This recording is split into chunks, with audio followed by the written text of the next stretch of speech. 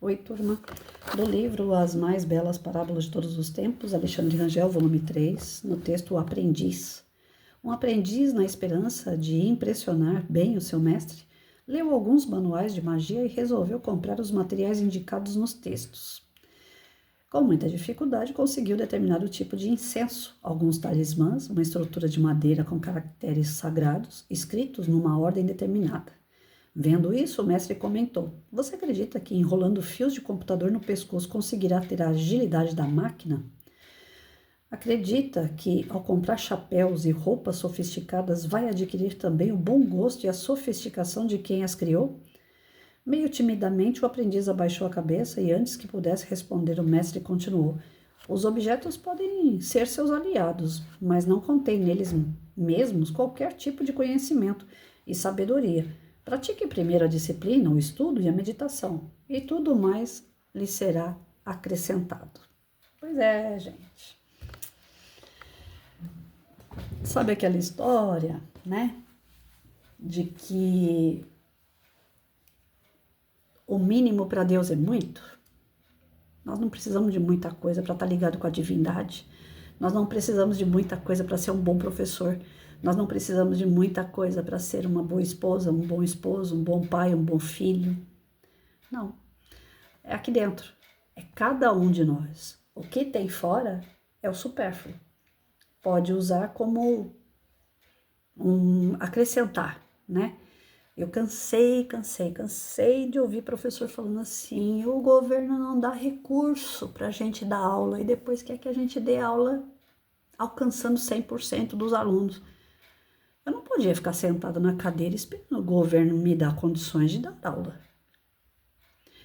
Com giz e lousa, eu fiz muita coisa. Sem giz e lousa, eu fiz muita coisa. Com lápis e caderno, eu fiz muita coisa. Sem lápis e caderno, eu fiz muita coisa.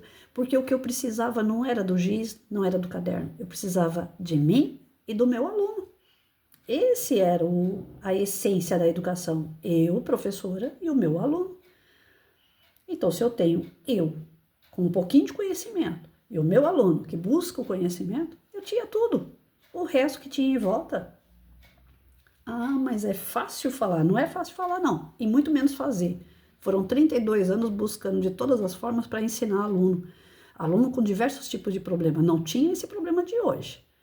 Autismo, síndromes, não tinha essas coisas na minha época, não.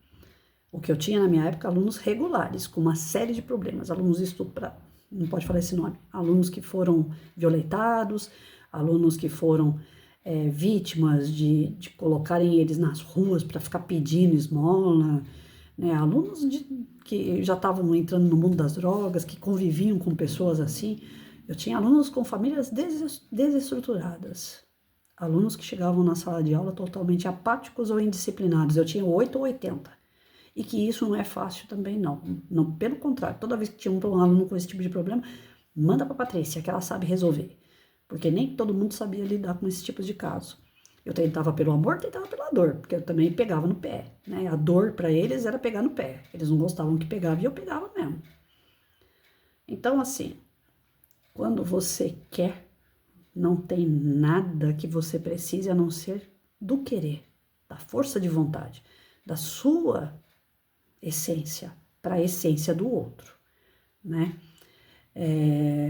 Questão religiosa, lógico, cada qual tem a sua religião e faz dela o que bem entender, mas não vai ser você acendendo uma vela que você vai chegar até Deus. O que faz você chegar até Deus é a sua prece, é a sua fé.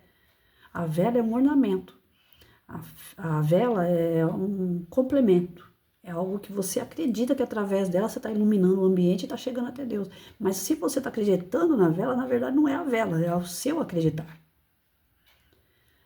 Uma vez, num evento que teve na escola, eu cheguei em cima da hora, estava chegando no pátio, aí eu vi uma professora fazendo escândalo. Ela não sabia falar, ela só sabia gritar. Ela fazendo escândalo no pátio. E eu não estava entendendo direito nada, porque eu estava acabando de chegar, passei pelo portão e escutei ela lá na frente da sala dela. Aí eu perguntei para a servente que estava perto do portão, falei, o que está acontecendo? Por que essa professora está gritando agora? Porque ela sempre gritava, mas aquele dia ela estava extraordinariamente fora de si. Ah, porque vai ter festa junina na escola, a gente está arrumando os bancos e tal, e a gente tirou as carteiras dos alunos dela e colocamos empilhada na frente do armário, que ela usa lá na sala dela. E na sala dela não vai ter aula, ela vai ter que dar aula numa outra sala, porque aquela sala vai ser utilizada para o peixinho, para não sei o que lá. E a gente já está arrumando a sala hoje, porque amanhã não dá tempo de arrumar. Então a diretora já mandou ir arrumando a sala hoje. Beleza. Aí eu tava com a minha sala era do lado. Aí eu virei para ela e falei assim: a minha sala é do mesmo tamanho da sua. Você não quer ir para minha sala? Ela falou: não, o problema não é o tamanho da sala. O problema é que o meu armário ficou lá cheio. As carteiras estão todas empilhadas na frente do meu armário. Como é que eu vou tirar meu material de lá daquele jeito? Eu falei para ela assim: mas é só hoje. Não tira seu material, deixa seu material lá. Vem para minha sala, que é do mesmo tamanho que a sua, dá aula para os seus alunos lá na minha sala, que eles não mexeram na minha sala. E se você precisar de um livro, alguma coisa assim, eu devo ter lá no meu armário. Eu não utilizo, eu faço a aula, eu vou planejando a aula com uma série de recortes, né? Na época, não era internet, era recorte de revista, jornal e tal. Falei, eu faço minhas aulas mediante os recortes. Aí, se você quiser, eu tenho alguma coisa montada para hoje, eu te passo e você repassa. É a mesma série, né? Não, imagina, porque eu tava na página tal e aquela página é continuidade da aula de hoje. Eu falei, mas é só hoje, você não dá aquela página. Não, porque eu só sei dar aula assim. Eu falei, caramba, quer dizer que se não tiver o livro, não sabe dar aula? Quantos anos você dá aula, né? Segundo ela batia no peito o tempo todo, que ela era bem mais velha que eu, inclusive de carreira. Ela se aposentou, eu acho que ela se aposentou, inclusive, depois de mim. Eu acho que ela não tinha tempo de serviço fora da escola. Ela tinha bastante tempo de escola, mas não tinha de fora de escola. E eu tinha fora de escola. Eu acho que ela se aposentou depois de mim, se eu não me engano. Eu não lembro. Bom, enfim. De qualquer jeito, ela batia no peito que ela sabia de muita coisa, mas que ela precisava do livro.